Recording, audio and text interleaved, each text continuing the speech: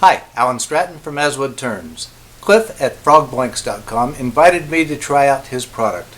They sell laminated birch with different colors of plies, a lot of different patterns. I chose this more colorful one for this project, and I thought it would be good to try it out for a Christmas ornament.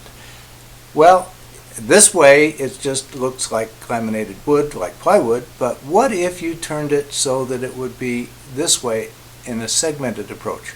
So that's what I decided to try out for this Christmas ornament. Remember, the Christmas Ornament Challenge is during the month of November, so this is one this is the Frog Blanks material that has been turned on its side. This is where it is just horizontal plies, and then I added a little bit of other accent woods and top and bottom finials out of hazelnut that grew in my backyard. So let's make this Christmas ornament for the Christmas Ornament Challenge. Cliff at frogblanks.com invited me to try this wood.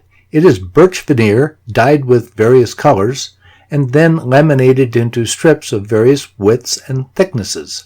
All plies have the grain running the same direction. There is no cross lamination. They have quite a variety of patterns from which to choose. I've decided to try this in a segmented Christmas ornament. It does not make sense to segment this wood with the layers running flat. That would be a lot of work to achieve the same look that it already has.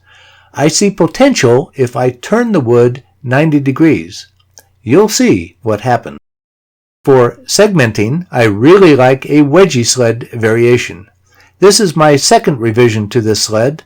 I'm ready for my third revision for a couple more tweaks. The angle is set between the arms with a template. This template is for 12 segments or 30 degrees. The template is easier to make than most people think. I'll do a video with the next iteration. To get consistent segment lengths, I'm now using this approach I got from Frank Young. One end is clamped to my rip fence, the other end has the fine adjustment. I can move it anywhere just by unclamping and reclamping it. Now I'm ready to cut a set of segments. I've already ripped the frog blank to my desired width. The segment stop is set and I'm ready to cut 12 segments for the first ring. With each cut, I alternate between the two arms so that the angle variations are complementary. I do need to keep track of which side is up. In fact, I cut this first set wrong. I did not rotate the wood the 90 degrees that I wanted. Since these segments are so tiny, I'm going to glue them into pairs before the ring glue up. A rub joint plus a little light clamping pressure does the trick.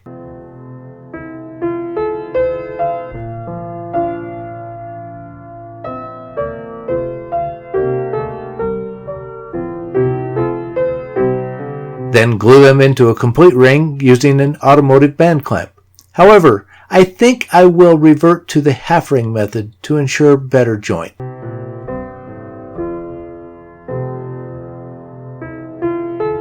To dress the segment rings, these are small enough to hold with the chuck jaws. A spacer behind them gives me enough working room. I'm cleaning up the face with a box scraper. Then cut a small dovetail on the outside and clean up the center just a little bit. Then reverse the ring using that dovetail mortise. I'm doing the same thing on this side, cleaning up the face and trimming a bit of the center and perimeter. Now that the segment rings are ready, I can start the glue up and assembly. I have a wood faceplate and I glued a small piece of frog blanks for the top ring. For now, I'm trimming it round while I have good access.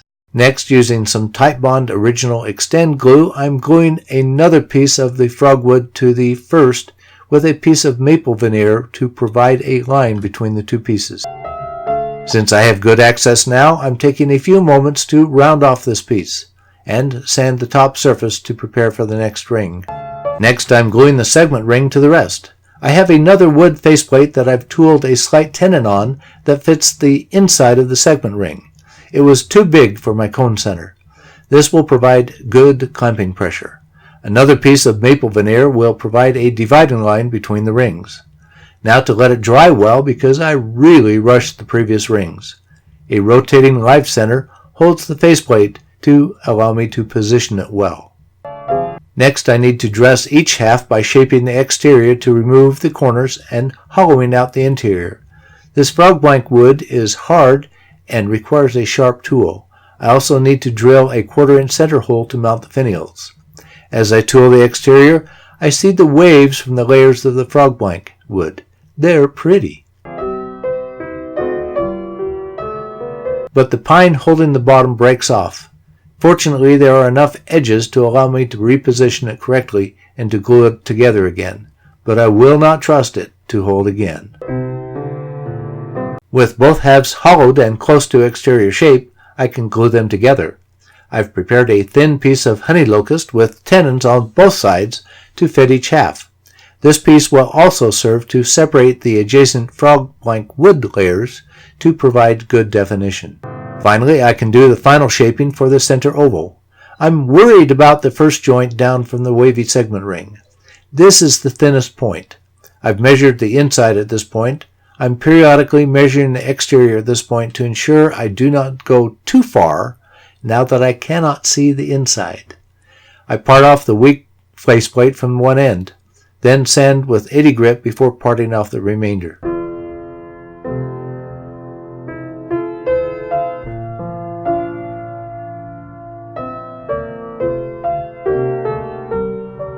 Now that I've moved the ornament to a pan mandrel, I can smooth out an area that was hard to get before a thorough sanding up to 400 grit.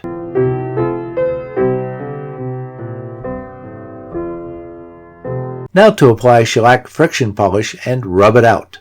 The layers are really popping now.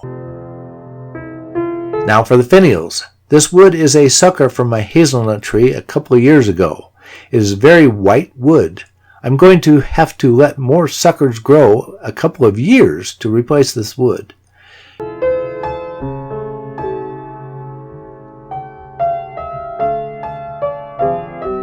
First will be the top finial. I'll keep the top finial simple with a hole for a hanger made of twisted thin wire and a couple of burn lines for accent.